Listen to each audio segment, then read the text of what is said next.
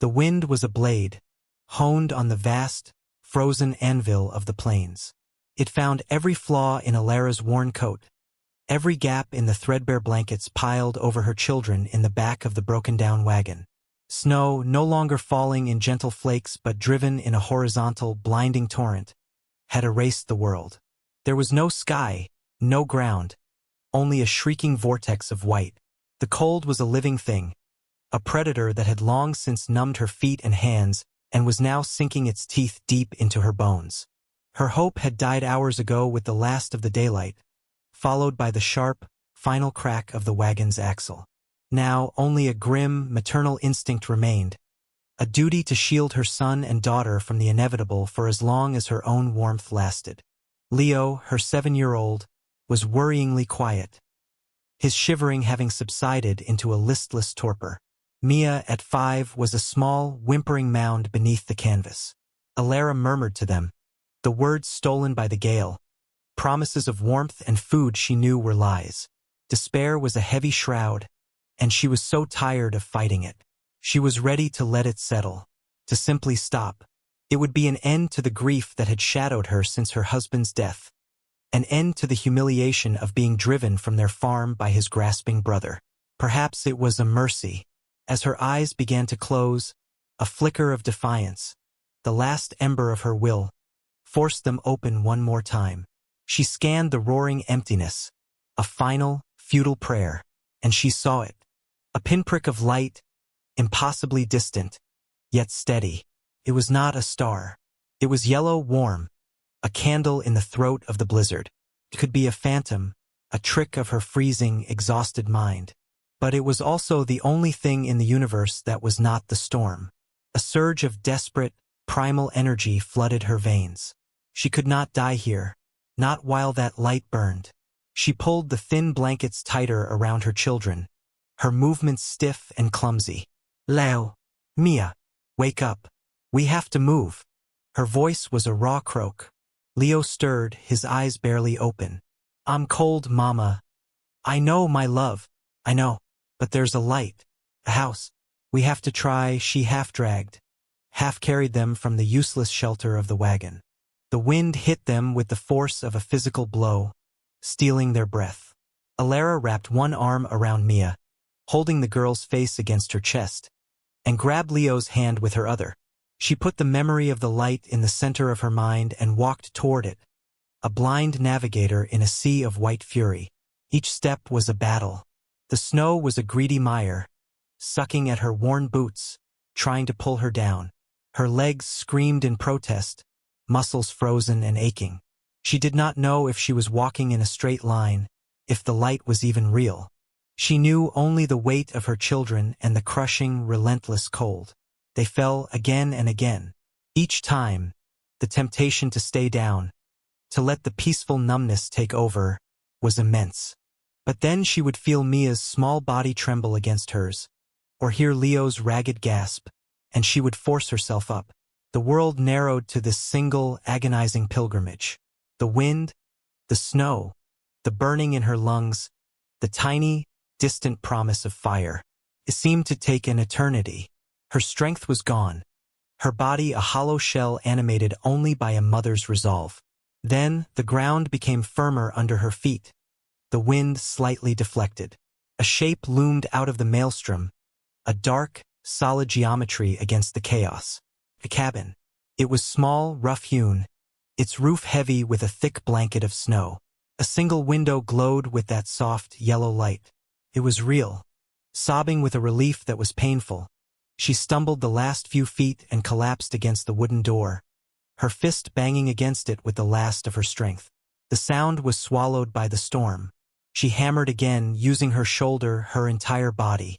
For a terrifying moment, there was no response. Then, the sound of a heavy bar being lifted from within. The door swung inward, opening a rectangle of warm, flickering light into the blizzard. A man stood there, silhouetted against the firelight. He was tall and broad, his form filling the doorway. A dark beard covered the lower half of his face, and his eyes, set deep beneath a heavy brow, were shadowed and unreadable. He looked from her pathetic, snow-caked form to the two small children clinging to her, and his expression did not change. He did not speak. He simply stood back, holding the door open. It was not an invitation, but an allowance. A silent concession to the storm's authority. Alara hesitated for only a second, her fear of this strange, formidable man warring with the certainty of death behind her.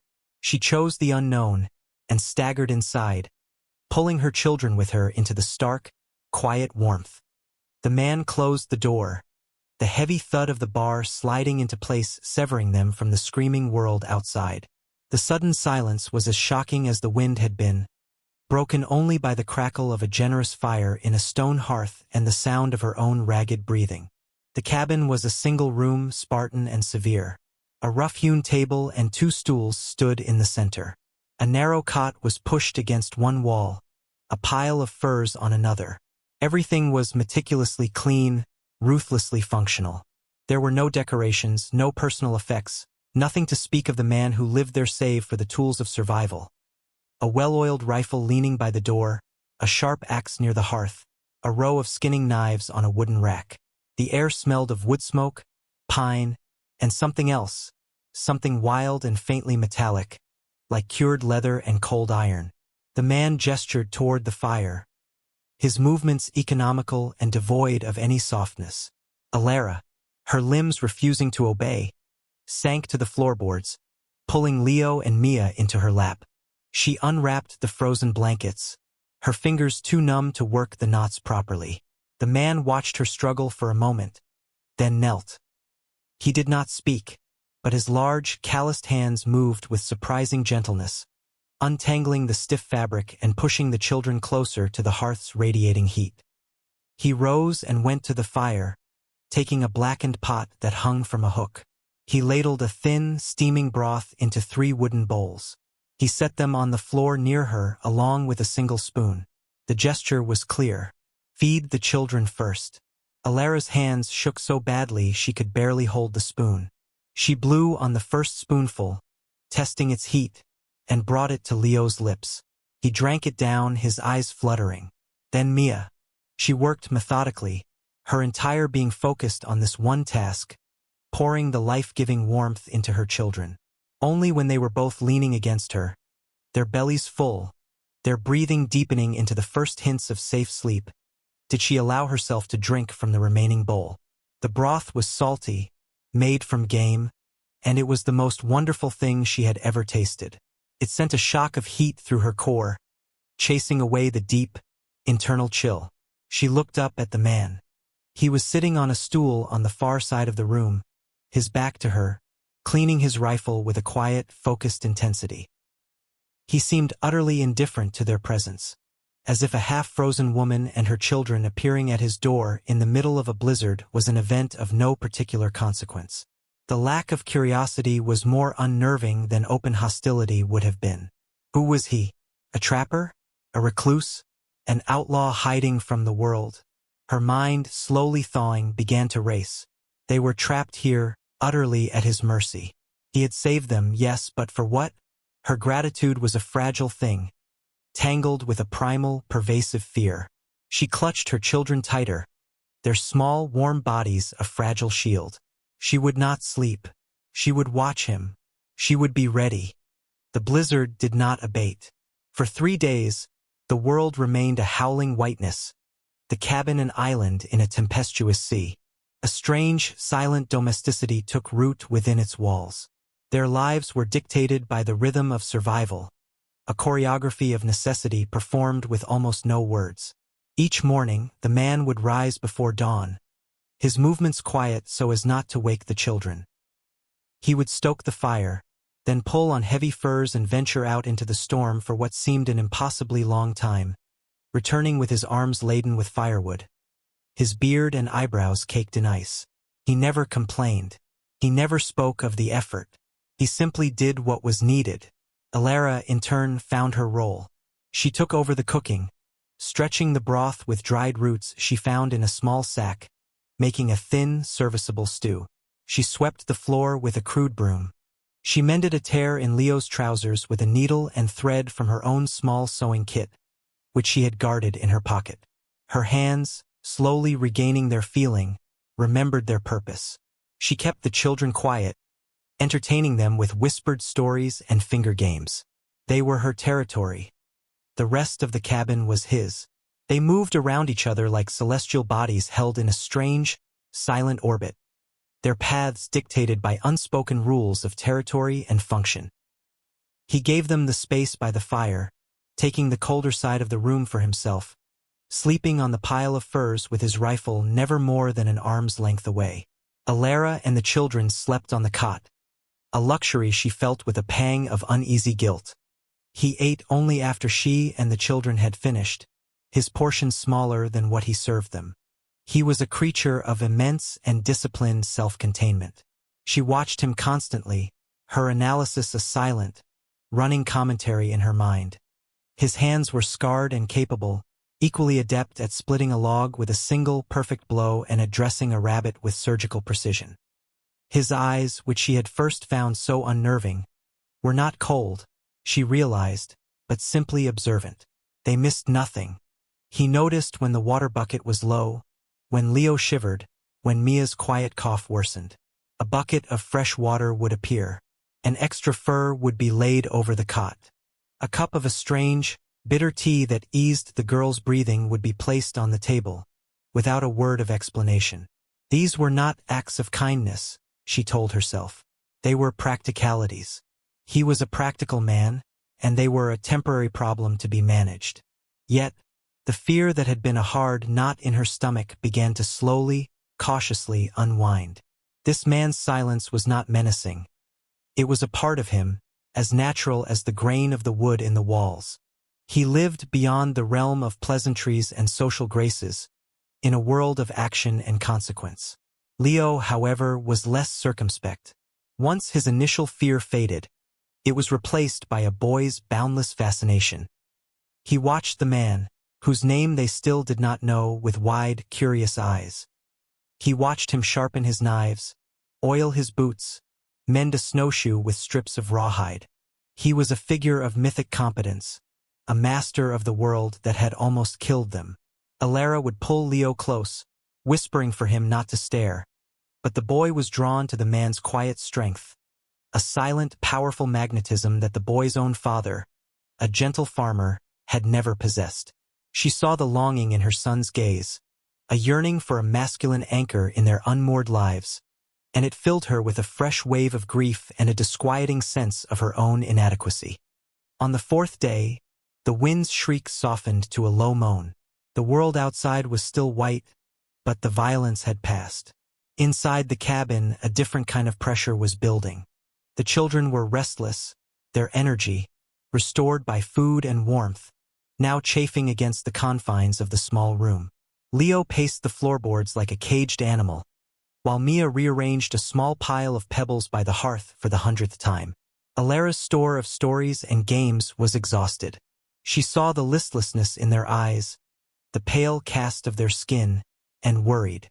They had survived the storm, but the confinement was its own kind of threat. Leo flopped onto the floor with a sigh. "I'm bored. I know," Alara said softly, stroking his hair. "The storm will end soon. There's nothing to do. I don't have anything." His words were a simple statement of fact, but they landed on Alara like a judgment. She had failed to save their home, their father, and now she could not even provide a simple toy. She had nothing left to give. From his corner, the man looked up from the harness he was mending. He had been watching, as he always was, his gaze missing nothing. For a long moment he was still. Then, he set aside his work, rose, and took a small, seasoned block of pine wood from the kindling box. He returned to his stool, drew a wickedly sharp whittling knife from a sheath on his belt, and began to carve. Alara held her breath, motioning for the children to be still. At first, the motions were rough, large slivers of wood falling away to reveal a basic shape. Then, his work became finer, more detailed. His large, scarred hands, which she had only seen perform acts of brute strength or stark utility, moved with an astonishing, focused grace. The knife seemed an extension of his fingers, peeling away the wood in thin, fragrant curls. The children crept closer, mesmerized. They sat on the floor at his feet, watching in reverent silence as a form emerged from the block. A head, a mane, for legs, a tail. A horse. It was not a perfect carving. It was rough, angular, imbued with the character of the wood and the tool that shaped it. But it was undeniably, wonderfully a horse.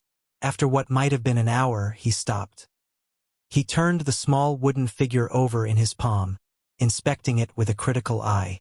Then, without a word, he leaned down and held it out to Leo. The boy stared at the man's open hand, then at the horse, his eyes wide with awe. Tentatively, he reached out and took it. The wood was still warm. He clutched it to his chest, a treasure of impossible value. Mia, emboldened, looked up at the man's bearded face. "Did you have a horse like that when you were a boy?" she asked, her voice small and clear in the quiet room. Alara's heart seized. It was too personal, too direct. She expected him to ignore the question, to retreat back into his impenetrable silence. The man did not look at the child. His gaze went to the fire, watching the flames dance and sway. The silence stretched, thick and heavy. When he finally spoke, his voice was a low, gravelly rasp, rough from disuse. "I never had a toy." The 3 words fell into the stillness of the cabin and changed its very atmosphere. They were not an answer to Mia's question so much as a revelation, a crack in the granite facade of the man's existence. "I never had a toy." It was a confession of a past so barren it lacked even the simplest joys of childhood. It spoke of a hardship that dwarfed their own, a loneliness that stretched back decades. In that moment, Alara's perception of him shifted irrevocably. The fear she had harbored, the suspicion of his motives, all of it dissolved, replaced by a sudden, aching wave of empathy. He was not a monster or a mystery. He was a survivor, forged in a fire far harsher than the one that now warmed them. His silence was not a rejection of them, but a fortress he had built around himself long ago, brick by solitary brick. His gruffness was not unkindness, but the bark grown over a wounded tree. She looked at him, truly looked at him, for the first time. She saw the weariness in the lines around his eyes, the deep solitude etched into his posture. He had given her son the one thing he himself had never possessed. It was an act of profound, unconscious generosity, a gift not just of a wooden horse, but of a childhood memory her son would now have. The air between them, once charged with tension and uncertainty, now held a different quality. It was lighter, imbued with a fragile, unspoken understanding. They were 2 solitary souls, weathered by loss, who had found themselves sharing a temporary shelter. The next day, as he prepared to check his trap lines, she noticed a long, gaping tear in the shoulder of his heavy fur coat. Before, she would not have dared. Now, she took her sewing kit from her pocket. "Let me," she said softly. It was not a question. He stopped and looked at her, his expression unreadable. He stood perfectly still as she reached up and began to stitch the thick hide together, her small, neat stitches a stark contrast to the rough, functional mending elsewhere on the garment. Her fingers brushed against the coarse fur, the solid muscle of his shoulder beneath. It was the first time they had touched outside of stark necessity. He did not pull away. He simply stood there, a great, still mountain of a man, allowing this small act of care. When she was finished, she snipped the thread with her teeth. "Thank you," he said. The words were quiet, almost inaudible, but they resonated with the weight of 100 conversations. It was an acknowledgement of her gesture, and of the change that had passed between them. A partnership, forged in the crucible of the storm and sealed by the carving of a small wooden horse, had begun to form. The blizzard finally broke on the 5th day. The wind died, leaving behind a world of profound and unnerving silence. Alara opened the cabin door to a landscape transformed, a rolling sea of pristine, blue-white snow under a sky of brilliant, aching clarity. The beauty was sharp and painful, a reminder of the world's indifference. The immediate threat of the storm was gone, but in its place, a new and more complex anxiety settled in Alara's heart. What now? They could not stay here forever, a burden on this silent man's meager resources. The thought of leaving the solid, quiet safety of the cabin was terrifying. To return to the world that had cast her out, with no home, no money, and 2 small children, was to face a slower, colder death than the one the blizzard had offered. The man seemed to sense her turmoil. After their morning meal, he took his rifle from its pegs. "I'll hunt," he said.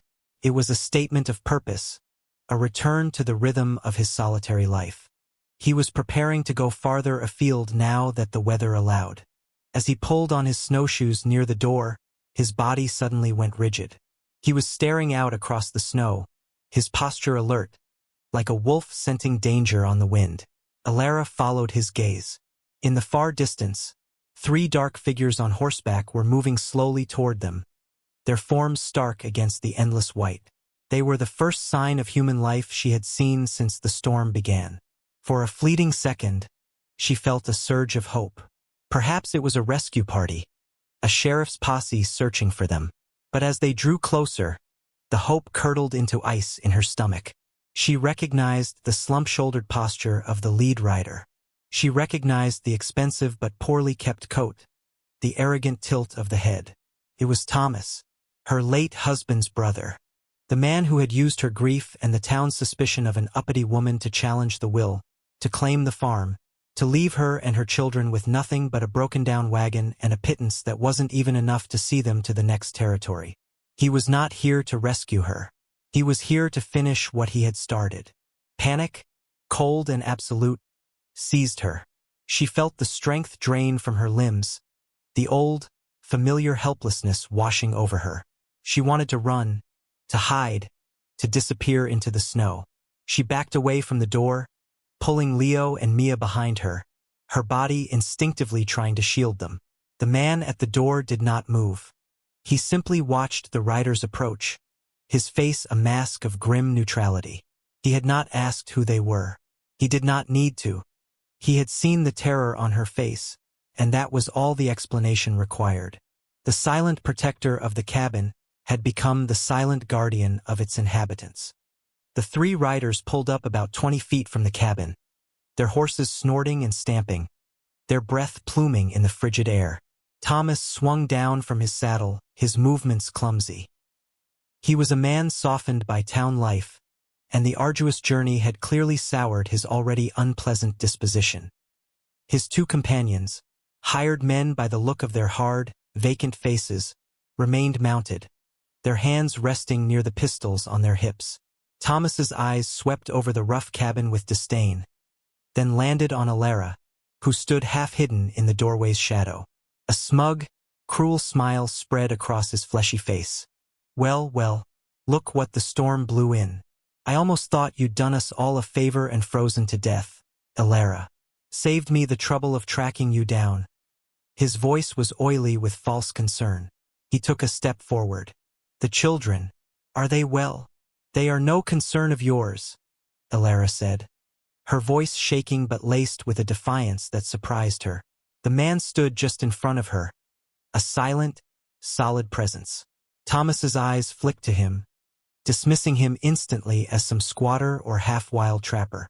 "I have a court order," Thomas announced, patting a pocket in his coat. "It declares you an unfit mother, wandering the plains, endangering the children. The court has granted me guardianship. For their own good, you understand.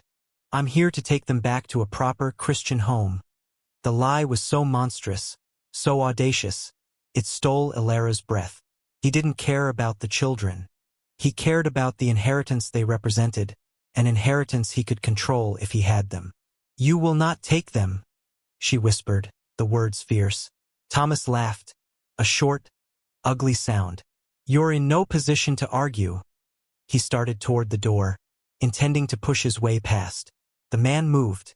It was not a large movement, simply a shifting of his weight, but it was utterly definitive.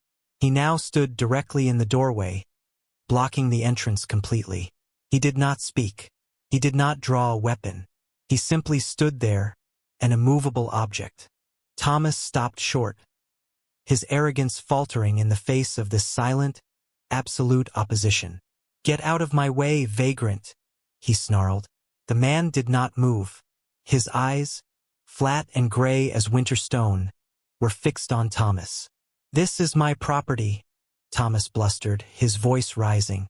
"And that woman and her children are my legal responsibility. Now stand aside before I have you arrested for obstruction." The two mounted men shifted, their hands now firmly on their guns. The air grew thick with the threat of violence. Alara's heart hammered against her ribs. She looked at the man's back, this stranger who owed her nothing, who had placed himself between her family and the greedy, cruel world. He was all they had. The man's silence was a weapon far more potent than Thomas's blustering threats. It was a deep, unshakable calm that seemed to absorb all the angry noise and reflect it back as weakness. Thomas, accustomed to opponents he could bully, bribe, or outtalk, was confounded. He looked from the man's implacable face to the rifle leaning just inside the door, then to the hard-bitten men he had hired. He saw their unease, their reluctance to challenge a man who seemed so utterly unintimidated. This was not the simple eviction of a helpless widow they had signed up for. This was something else entirely. "I am a man of the law," Thomas tried again, his tone less certain.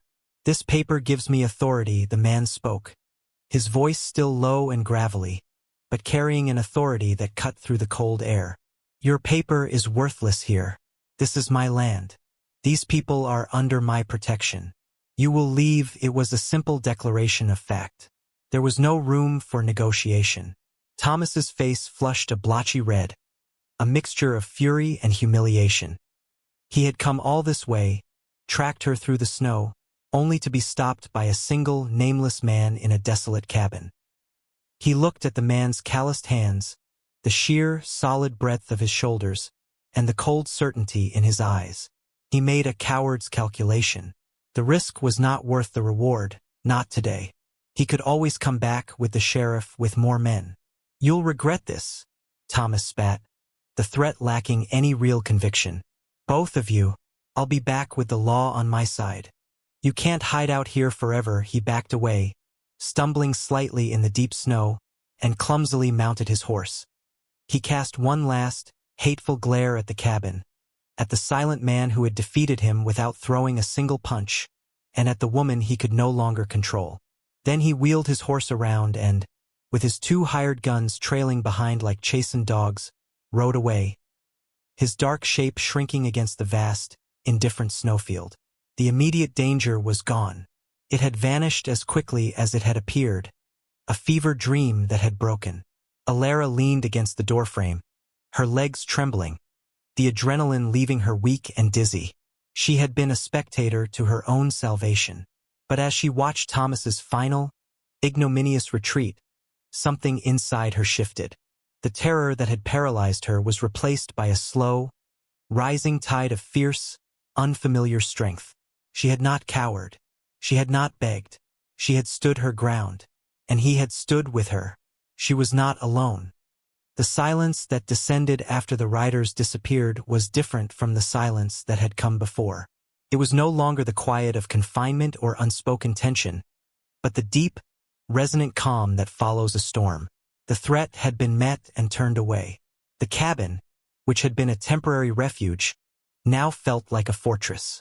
Alara looked at the man, who was still standing in the doorway, watching the horizon until the last trace of the riders had vanished. He turned, and his eyes met hers. For the first time, there was no guard, no shadow of the past between them. There was only a moment of pure, unadorned communication. In his gaze, she saw not pity, but respect. Acknowledgement. He gave a slight, almost imperceptible nod. It was a promise. Pact. A statement that his protection was not a temporary charity but a chosen alliance. The fear that had been her constant companion for months finally, truly, let go. It was replaced by something new, something solid and sure. She was no longer a victim of circumstance, adrift and helpless. She was a survivor, partner. In the days that followed, the thaw began in earnest. The snow softened and melted, revealing the hard, brown earth beneath. And as the landscape re-emerged, so too did a sense of the future. They began to speak not of the past or of feelings, but of practicalities, of work. He spoke of the coming spring, of trapping and hunting, of the need to repair the roof before the rains. She spoke of planting a garden, of the seeds she had saved in a small cloth bag: beans, squash, corn, the staples of life. He showed her how to set a snare. She showed him how to make a lasting dough from their dwindling flour. They were building a life piece by piece, action by action.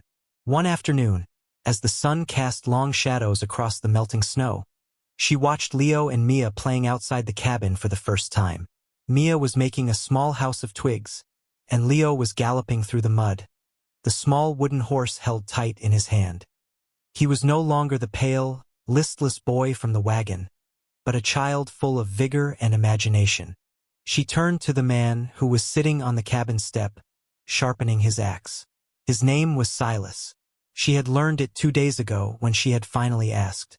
He had said it simply, as if it were a fact no one had needed to know until now. "He loves the horse," she said. Silas looked over at the boy, and the faintest hint of something, not quite a smile but a softening, touched the corners of his eyes. He said nothing, but he didn't need to. Alara looked out at the vast, open prairie, no longer a place of terror and loss, but a landscape of possibility. She had come here seeking shelter from a storm, a temporary roof to keep the cold at bay. But she had found something more. She had found a place where a person's worth was measured not by their name or their past, but by their will to endure, by the strength in their hands, by the quiet resolve in their heart. Shelter, she realized, was not just a place. It was a presence. It was the quiet knowledge that you were no longer standing against the wind alone.